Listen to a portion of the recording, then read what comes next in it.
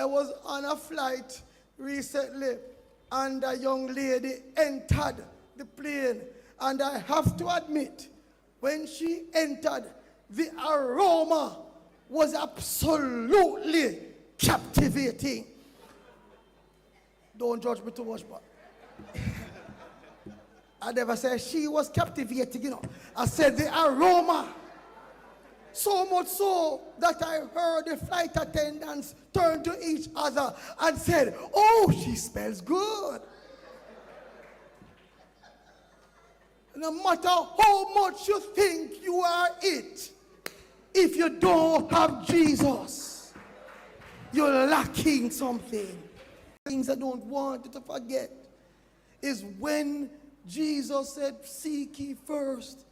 Jesus meant seek ye first. Seek ye only. And seek Jesus always.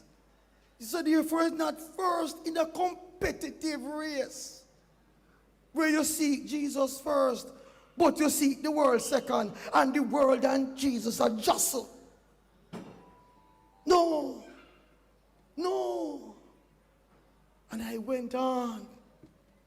And I begged you to look at this kingdom. And I brought you along certain parts. We talked about the presence of the kingdom. We talked about the power of the kingdom. We talked about the purpose of the kingdom. We talked about the profile of the kingdom. And today, in wrapping it up, all I want to say to you is that kingdom life and kingdom living is worth it all. Is worth it all. I know how life goes. I know what it is, as I was sharing with the first service. I know what it is to feel disappointed, to have your hopes built up on your expectations running high, and suddenly when you're looking forward to all sorts of things, you go to a movie and you hear say the movie is a great movie, and you go there, you buy your popcorn and your Pepsi, and you sit down, and when the movie done, you just kiss your teeth. But how this, man? You wouldn't have the best experience because you don't go movies. Or you go to a restaurant and you hear some boys a Michelin 2-star restaurant this, that them serve exquisite food. This is not like you carry your girl go Island Grill. You're carrying them to a nice, you know what I mean? Upski, you can't carry them there in a pro box. You have to carry them there looking.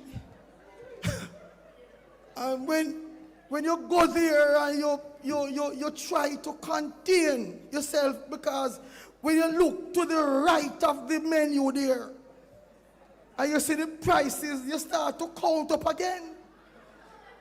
But you tell her, don't look on the right side, just harder. But when the food come and you finish, man, you say, but I better be the Island Grill, man. We know what it is for heightened expectations. I gave them a third one this morning, but because they misbehaved themselves behind me, right? I don't want to do it again because the whole world will hear me correct them this morning.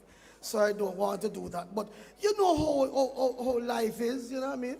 You're looking for those of you who are loyal to certain high schools. You're looking, you know, you're looking to win again. And then, boy, your bubble just burst.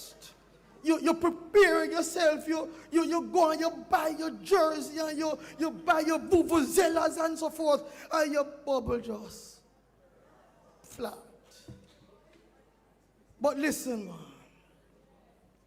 this life that God offers us.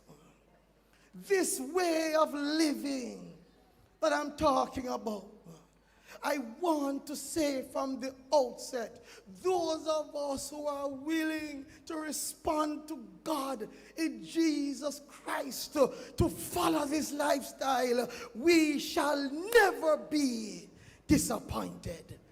It is worth it all.